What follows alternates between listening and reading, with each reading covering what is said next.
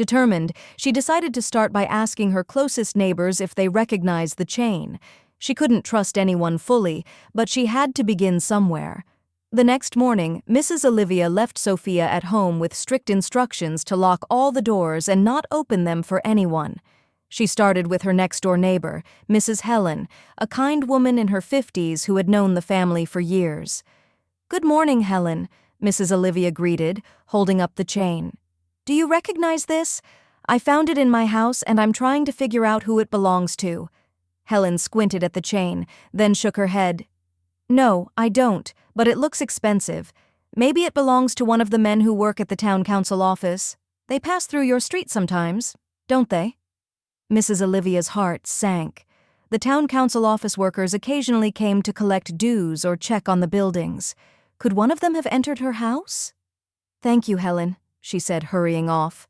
She went from house to house, asking her other neighbors, but none recognized the chain.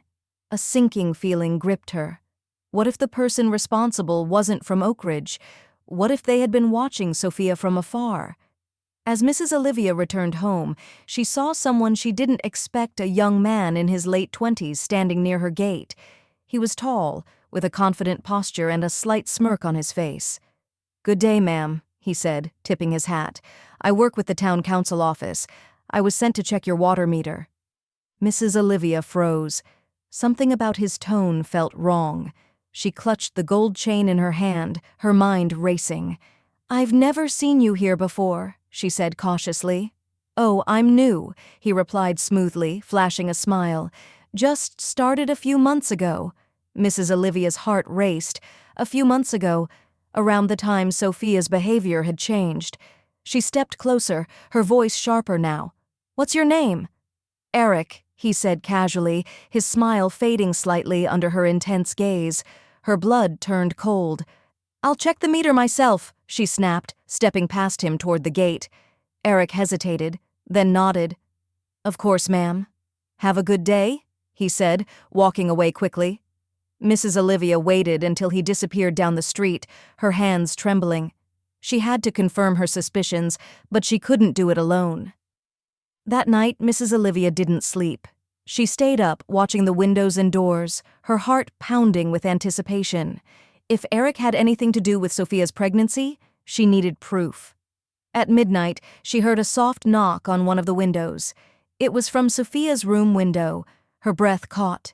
She turned off the light and crept toward the window, peeking through the small space in the curtain. It was him, Eric. He stood there, looking around nervously, then knocked again, softer this time. Mrs. Olivia's hands clenched into fists. She wanted to fling the curtains open and confront him, but she knew it was too risky. Instead, she grabbed her phone and began recording. Eric whispered through the door, his voice low but clear. "Sophia, are you awake? It's me. Open the door." Mrs. Olivia's heart shattered. Rage boiled inside her, but she forced herself to stay silent, recording every word. After a few moments, Eric gave up and left, disappearing into the darkness.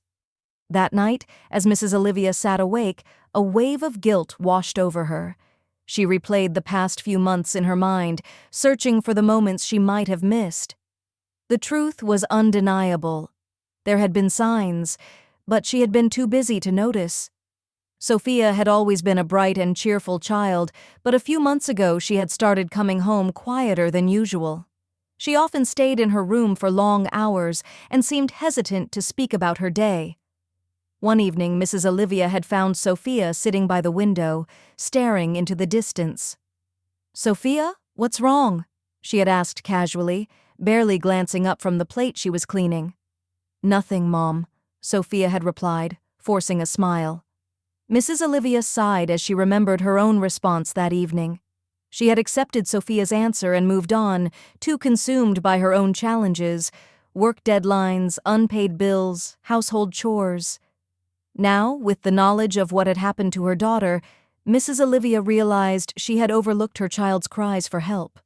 That night, Mrs. Olivia sat alone in the living room, the house eerily quiet. She clutched Sophia's favorite childhood teddy bear, a gift she had given her when she was 5. "Where did I go wrong?" she whispered to herself. The answer came painfully clear. I stopped paying attention. The next morning, Mrs. Olivia didn't wait. She confronted Sophia with the recording. "Sophia, listen to this," she said, pressing play. Sophia's eyes widened as she heard Eric's voice. She burst into tears. "Mom, I didn't want to tell you because I was scared," she sobbed. "He came into the house when you weren't home. He said he would hurt you if I told anyone."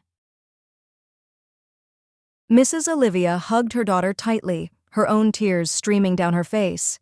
"It's not your fault, my dear. None of this is your fault." Now that she had proof, Mrs. Olivia knew what she had to do. She wouldn't rest until Eric paid for what he had done to her child. She made her way to the Oak Ridge Police Department and approached the counter.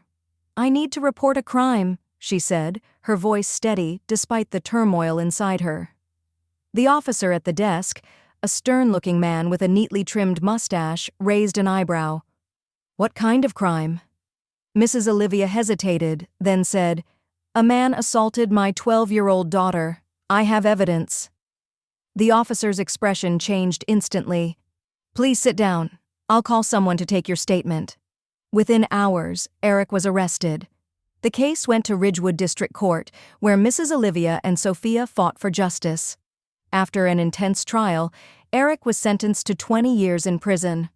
Though the road to healing was long, Mrs. Olivia and Sophia walked it together.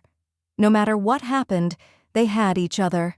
And that was the greatest strength of all.